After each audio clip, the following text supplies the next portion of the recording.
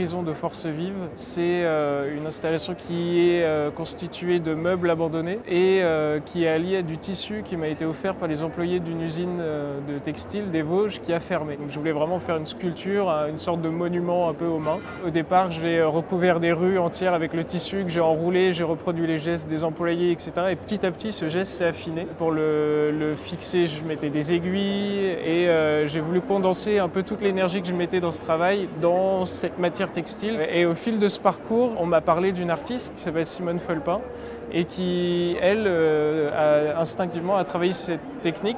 Et on s'est rencontrés, on a échangé et Simone m'a offert une sculpture qui était dans son atelier depuis longtemps en disant « tu en feras quelque chose, ça fera une continuité ». Donc c'est pour ça que cette œuvre en particulier s'appelle « Quatre mains ».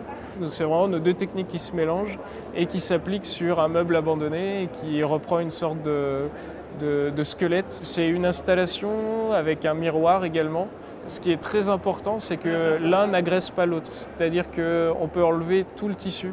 Le tissu n'est pas fixé sur les meubles, c'est uniquement de la tension. Donc moi, ce que j'aime, c'est qu'il y ait, dans ma création et dans l'art contemporain en général, c'est qu'il y ait d'abord un ravissement de l'œil, la beauté, pour moi, c'est important. La technique, faire les choses avec les mains, qui a un enjeu presque scientifique, physique derrière, il y a des tensions, il y a des forces. Et ensuite, tout ce qui peut être le concept et ce qui a animé l'intention de la sculpture. Donc c'est réunir ces trois éléments.